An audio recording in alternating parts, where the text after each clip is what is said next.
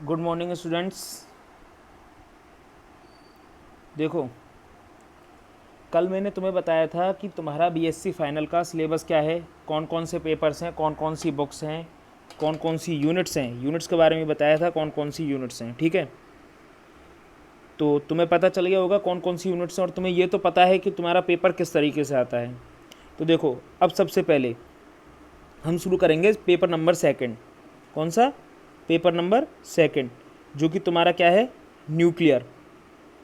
क्या है paper number second? नाभिकीय भौतिकी एवं मूल कण भौतिकी। कौन सा है? नाभिकीय भौतिकी एवं मूल कण भौतिकी, nuclear physics and particle physics. ठीक है, सबसे पहले हम पेपर सेकंड शुरू करेंगे। ठीक है, अब पेपर सेकंड जब हम पढ़ेंगे तो पेपर सेकंड में सबसे पहले हम पढ़ेंगे यूनिट फर्स्ट, और यूनिट फर्स्ट का नाम है नाभिक के गुण, नाभिकीय बल एवं नाभिकीय मॉडल। तो यूनिट फर्स्ट में तुम्हारे है क्या? तो यूनिट फर्स्ट में तुम्हारे है कि नाभिक क्या होता है, उसके क्या गुण हैं। नाभिक के कई तरह के गुण होते हैं, कौन कौन से बल लगते हैं नाभिक के अंदर, नाभिक के अंदर नाभिक की वजह से कौन कौन से फोर्स लगते हैं, कौन कौन से बल लगते हैं, और साइंटिस्ट ने नाभिक को बताने के लिए कौन कौन से मॉडल दिए, जैसे रदरफोर्ड मॉडल है, जे थॉमसन मॉडल है। इस तरीके से और भी मॉडल हैं जो तुम्हें इसमें पढ़ने को मिलेंगे कि नाभिक को पढ़ाने के लिए कौन कौन से मॉडल दिए गए थे। ठीक है, तो सबसे पहले हम पढ़ेंगे नाभिक क्या होता है। क्या पढ़ेंगे? सबसे पहले हम पढ़ेंगे नाभिक क्या होता है। तो नाभिक, तुम सभी जानते हो कि हमारे पास एक एटम होता है, परमाणु होता है। तुम कहोगे सर परमाणु के अंदर एक होता है नाभिक जिसमें प्रोटॉन न्यूट्रॉन होते हैं, उसे हम नाभिक बोलते हैं, जिसके अंदर प्रोटॉन और न्यूट्रॉन होते हैं और वो धनावेश होता है, तो ये नाभिक होता है सर। ठीक है, बिल्कुल सही है, नाभिक होता है। देखो एक बार और देख लेते हैं। रदरफोर्ड वैज्ञानिक के अनुसार रदरफोर्ड ने क्या कहा था कि परमाणु का धनावेशित केंद्र नाभिक कहलाता है। बिल्कुल तुम्हारी बात सही है कि सर परमाणु के अंदर धनावेश होता है, जिसके अंदर वो नाभिक होता है, तो परमाणु का धनावेशित केंद्र नाभिक कहलाता है। लेकिन वो जो पॉजिटिव चार्ज जो होता है, जो धनावेश होता है, वो ना परमाणु के बिल्कुल बीच में होता है, केंद्र में होता है। ठीक है, ये नॉर्मल सी बात है, तुम बचपन से पढ़ते आए हो, आगे भी पढ़ोगे। ठीक है, नॉर्मल सी बात है, इसमें कोई ज़्यादा बड़ी खास बात है नहीं समझाने की। ठीक है, आगे देखो, आगे है तुम्हारे पास कि नाभिक में प्रोटॉन न्यूट्रॉन कण उपस्थित होते हैं, ये भी तुमको पता है, जो कि मूल कण भौतिकी में द्विकावस्था को निरूपित करता है। ठीक है, ये चीज़ है कि नाभिक में प्रोटॉन न्यूट्रॉन कण उपस्थित होते हैं, जो कि मूल कण भौतिकी में पार्टिकल फिजिक्स में द्विकावस्था को निरूपित करते हैं। द्विकावस्था मतलब द्विकावस्था होती है कि ये दो अवस्था बताते हैं। ठीक है, द्विकावस्था के इसमें दो प्रोटॉन और न्यूट्रॉन होते हैं, तो मूल कण भौतिकी में इनकी द्विकावस्था बोलते हैं इसे। ठीक है, अर्थात नाभिक में उपस्थित न्यूक्लियन को आइसो स्पिन क्वांटम संख्या, नाभिक में उपस्थित न्यूक्लियन कणों की आइसो स्पिन क्वांटम संख्या हाफ होती है, और प्रोटॉन कण के लिए संभारिक प्रचक्रण क्वांटम संख्या का मान हाफ तथा न्यूट्रॉन के लिए -हाफ होता है। ठीक है, मतलब इसका मतलब क्या हुआ कि मूल कण भौतिकी में द्विकावस्था को निरूपित करता है। इसका मतलब है कि नाभिक में जो न्यूक्लियन कण होते हैं ना, उनकी आइसो स्पिन क्वांटम संख्या, मतलब वो जो चक्कर काटते हैं, उनकी आइसो स्पिन क्वांटम संख्या हाफ होती है। ठीक है, और प्रोटॉन के लिए संभारिक प्रचक्रण क्वांटम संख्या। ठीक है, ये तुम्हारे शायद BSc first year second year में था कि संभारिक प्रचक्रण, ठीक है, मतलब समान भार हो, उसके लिए जो प्रचक्रण क्वांटम संख्या का मान हाफ होता है, न्यूट्रॉन के लिए -हाफ होता है। ठीक है, न्यूट्रॉन के लिए क्या होता है? -हाफ। नाभिक में उपस्थित इन न्यूक्लियन के मध्य प्रबल अन्योन क्रिया परिभाषित होती है। और जो नाभिक होते हैं ना, नाभिक में उपस्थित जो न्यूक्लियन कोण होते हैं, इनके बीच प्रबल अन्योन क्रिया परिभाषित होती है, जो कि नाभ की अन्योन क्रिया, मतलब नाभ की अन्योन क्रिया जो होती है, नाभिक के मध्य प्रबल अन्योन क्रिया होती है। ठीक है, जो नाभ की अन्योन क्रिया कहलाती है। अन्योन क्रिया का मतलब क्या है कि इनके बीच अलग अलग तरीके के बल लगते हैं, इंट्रैक्शंस होते हैं, कुछ क्रियाएं होती हैं कि पॉजिटिव नेगेटिव जुड़ गए या पॉजिटिव नेगेटिव दूर हो गए। ये सारी क्रियाएं होती हैं जो कि नाभ की अन्योन क्रिया कहलाती हैं। रदरफोर्ड पेकिनन के अनुसार नाभिक का आकार फर्मी कोटि का होता है। रदरफोर्ड ने बताया था कि नाभिक का आकार फर्मी कोटि मतलब 10⁻⁻15 मीटर, 10⁻⁻15 मीटर फर्मी कोटि का होता है। किसका? फर्मी कोटि का 10⁻⁻15 मीटर कोटि का होता है रदरफोर्ड के अनुसार। ठीक है, तो नाभ की भौतिकी के अंतर्गत किसी भी नाभिक का संकेत, नाभ की भौतिकी के अंतर्गत किसी नाभिक का संकेत जेड एक्से से प्रदर्शित करते हैं। ठीक है, जेड एक्से से कैसे? देखो जेड एक्से होता क्या है, ये होता है तुम्हारा एक्स जेड ए। एक्स तो होता है तुम्हारा एलिमेंट, तुम्हारा कौन सा एलिमेंट है, ठीक है। नाभिक के बनते हैं नाभिक का संकेत है, कौन सा एलिमेंट है। एलिमेंट का मतलब तुम्हारे उस एलिमेंट का साइन क्या है, तुम्हारे उस एलिमेंट का साइन क्या है, ठीक है। जैसे कार्बन है तो कार्बन का साइन सी है। जेड होता है उसका, उसमें प्रोटॉनों की संख्या, और तुम्हें पता है जेड परमाणु क्रमांक होता है। परमाणु क्रमांक क्या होता है, प्रोटॉन और इलेक्ट्रॉन की संख्या के बराबर होता है परमाणु क्रमांक। तो ये इसका परमाणु क्रमांक होता है, जैसे कार्बन का 6 है, ठीक है। साथ ही साथ तुम्हारा ए होता है इसमें द्रव्यमान। ए क्या होता है इसमें, ए होता है तुम्हारा द्रव्यमान। द्रव्यमान, द्रव्यमान क्या होता है, द्रव्यमान होता है प्रोटॉन प्लस न्यूट्रॉनों का जोड़। प्रोटॉन और न्यूट्रॉनों की संख्या को जोड़ दें तो वो होता है इसका द्रव्यमान। इसीलिए हम नाभिक, इसलिए अब तुम कहोगे सर ये तो परमाणु को प्रदर्शित करने का तरीका है, परमाणु को प्रदर्शित करने का तरीका है, लेकिन यही नाभिक को भी प्रदर्शित करने का तरीका है, क्योंकि एटम तो वही रहेगा, जैसे कार्बन एटम है तो वो तो वही रहेगा, परमाणु के लिए कर लो चाहे नाभिक के लिए। ये परमाणु क्रमांक 6 होता है क्योंकि प्रोटॉनिक संख्या भी 6 होती है, प्रोटॉन संख्या नाभिक में होती है, तो ऐसे हम लिख सकते हैं। द्रव्यमान 12 होता है, परमाणु क्रमांक का द्रव्यमान 12, लेकिन प्रोटॉनिक संख्या भी, प्रोटॉन परमाणु क्रमांक द्रव्यमान होता क्या है, प्रोटॉन और न्यूट्रॉन की संख्या का जोड़। तो ये प्रोटॉन न्यूट्रॉन संख्या का जोड़ है, तो इसलिए ये भी 12 होता है, ठीक है। अब नाभिक के लिए प्रोटॉन व इलेक्ट्रॉन परिकल्पना, ये देखो ये लिख रहा है ना, एक्स नाभिक, जेड परमाणु क्रमांक और ए द्रव्यमान, ठीक है। अब इसके लिए परिकल्पना क्या थी, मतलब इसके लिए क्या क्या मॉडल दिए गए थे नाभिक के लिए प्रोटॉन और इलेक्ट्रॉन परिकल्पना, नाभिक को बताने के लिए, ठीक है। अब देखो क्या है, इस परिकल्पना के अनुसार नाभिक में इलेक्ट्रॉन और प्रोटॉन उपस्थित माने गए हैं। ये तुम कह सकते हो पहली परिकल्पना या पहला मॉडल जो कह सकते हो, ठीक है।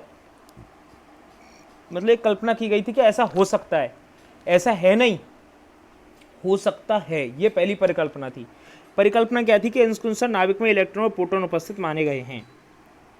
मतलब क्या कहा था, ये कहा था कि जो नाभिक है ना उसमें प्रोटॉन, इस परिकल्पना में कहा था कि नाभिक में प्रोटॉन और इलेक्ट्रॉन दोनों हैं, ठीक है।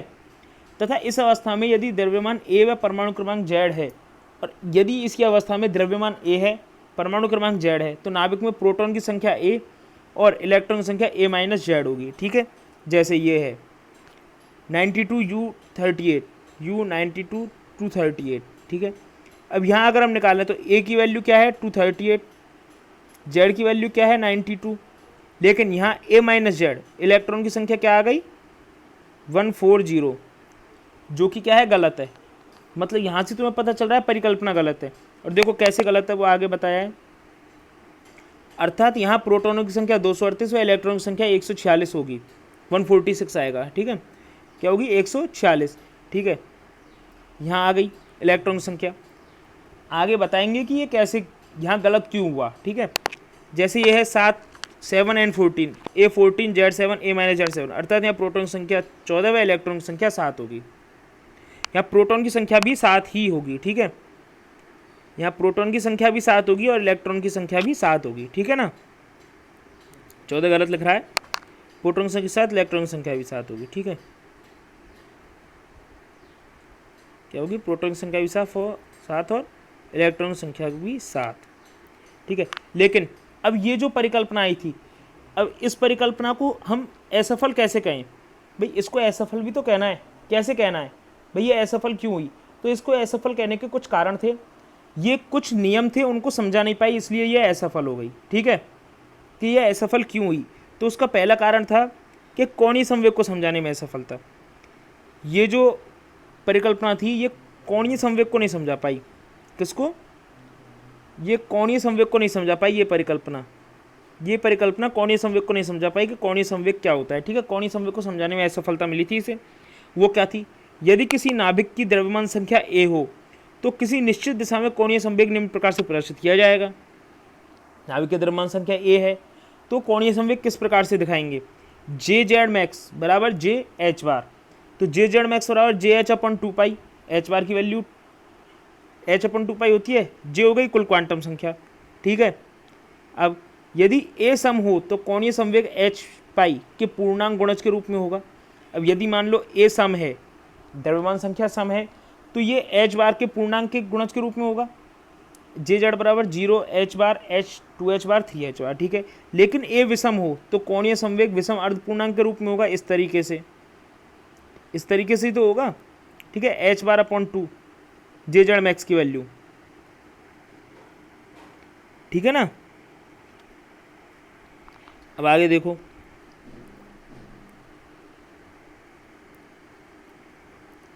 आगे है तुम्हारे पास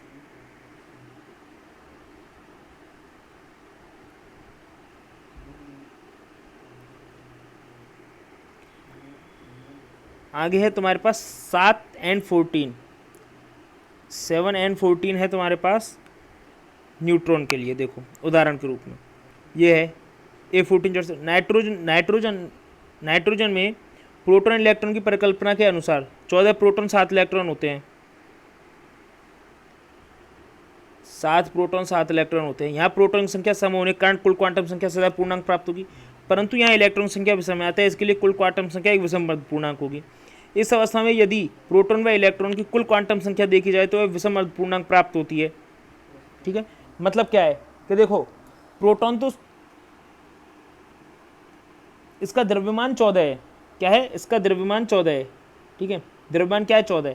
अगर यहाँ द्रव्यमान 14 है, अगर यहाँ द्रव्यमान 14 है और इलेक्ट्रॉन 7 है, तो द्रव्यमान 14 होने के कारण इसकी जो क्वांटम संख्या होगी वो पूर्णांक होगी। लेकिन जो प्रोटॉन इलेक्ट्रॉन 7 हैं तो इसके लिए क्वांटम संख्या अर्धपूर्णांक होगी। इस अवस्था में यदि प्रोटॉन व इलेक्ट्रॉन की कुल क्वांटम संख्या देखी जाए तो विषम अर्धपूर्णांक प्राप्त होगी। जबकि प्रयोगों से देखा गया है कि यह एक पूर्णांक राशि है। प्रयोगों से क्या देखा गया है कि यह क्या है? एक पूर्णांक राशि। ठीक है, जब और प्रयोग किए गए तो ये पूर्णांक राशि आई, अतः कोणीय संवेग की व्याख्या नहीं कर सका, अतः नाभिक में इलेक्ट्रॉन नहीं रह सकता है। ठीक है, पहली बात। दूसरी चीज, चुंबकीय आघूर्ण को समझाने में असफल हुआ। कैसे हुआ? देखो इलेक्ट्रॉन के लिए चुंबकीय आघूर्ण मैग्नेटोन म्यूजी, व प्रोटॉन के लिए चुंबकीय आघूर्ण न्यूक्लियर मैग्नेटोन म्यू एन के द्वारा दिया जाता है। ठीक है, आगे देखो, जो तुम्हारे पास म्यू भी होगा वो होगा EH/2me 9.27 10⁻⁻24 जूल अपॉन टेस्ला, और म्यू एन क्या होगा? EH/2mp 5.05 10⁻⁻21 जूल अपॉन टेस्ला, जहाँ me इलेक्ट्रॉन का द्रव्यमान, mp प्रोटॉन का द्रव्यमान है। क्या है? me इलेक्ट्रॉन का द्रव्यमान और mp प्रोटॉन का द्रव्यमान है। ठीक है, तो नाभिक का चुंबकीय आघूर्ण प्रत्येक स्थिति में 10⁻⁻27 के रूप में प्राप्त होता है, अतः नाभिक में इलेक्ट्रॉन नहीं पाया जाता है। तो नाभिक का जो चुंबकीय आघूर्ण है ना, नाभिक का चुंबकीय आघूर्ण प्रत्येक स्थिति में, हर स्थिति में 10⁻⁻27 के रूप में प्राप्त होता है। ठीक है, अतः नाभिक में इलेक्ट्रॉन नहीं पाया जाता है। ठीक है, तीसरा क्या समझाने में असफल रहा? तीसरा हाइजेनबर्ग अनिश्चितता को समझाने में असफल रहा। कैसे? यदि इलेक्ट्रॉन को नाभिक में माना जाए तो उसकी स्थिति में अनिश्चितता नाभिक के आकार के बराबर की होगी, अर्थात डेल्टा एक्स बराबर 10⁻⁻14। अगर इलेक्ट्रॉन को नाभिक में मानेंगे तो जो इलेक्ट्रॉन में जो अनिश्चितता होगी वो 10⁻⁻14 मीटर के इक्वल होगी। ठीक है, इस आकार की होगी। हाइजेनबर्ग की अनिश्चितता सिद्धांत है delta x into delta P बराबर एच बार, डेल्टा पी बराबर एच अपॉन डेल्टा एक्स। ठीक है, तो डेल्टा पी बराबर 10⁻34 और ये 10⁻40, तो 10⁻20 किलोग्राम मीटर पर सेकंड। संवेग में अनिश्चितता न्यूनतम है। ठीक है, अर्थात पी मिनिमम बराबर ये आ गया 10⁻20 kg मीटर सेकंड। यहाँ ये अनिश्चितता ही संवेग में।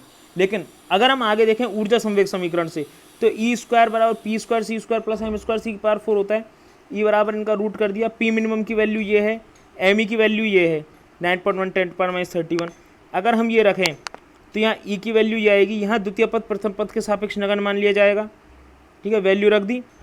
E की वैल्यू सिर्फ ये आई, जहाँ E की वैल्यू जूल होगी, स्क्वायर था रूट ले लिया, जूल हो गई। E की वैल्यू क्या आई? 10⁻24 इलेक्ट्रॉन वोल्ट और 1.10⁻19 जूल को इलेक्ट्रॉन वोल्ट में बदलने के लिए क्या, तो E की वैल्यू क्या आई? 20 मिली इलेक्ट्रॉन वोल्ट। क्या आई? 20 मिली इलेक्ट्रॉन वोल्ट। ठीक है, अतः इलेक्ट्रॉन नाभिक में हो इसके लिए इलेक्ट्रॉन की ऊर्जा 20 मिली इलेक्ट्रॉन वोल्ट होनी चाहिए, जबकि इलेक्ट्रॉन के पास केवल 4 से 5 मिली इलेक्ट्रॉन वोल्ट ऊर्जा होती है। अतः इलेक्ट्रॉन नाभिक में नहीं पाया जाता है। अतः प्रोटॉन इलेक्ट्रॉन परिकल्पना पूर्णतः असत्य है। ठीक है, प्रोटॉन इलेक्ट्रॉन परिकल्पना असत्य हो गई। अब जब यह असत्य हो गई तो फिर दूसरी परिकल्पना आई, और वो परिकल्पना क्या थी? नाभिक के लिए प्रोटॉन व न्यूट्रॉन परिकल्पना। वो हम पढ़ेंगे कल कि नाभिक के लिए प्रोटॉन न्यूट्रॉन परिकल्पना क्या होती है। ठीक है, आज की क्लास यहीं तक।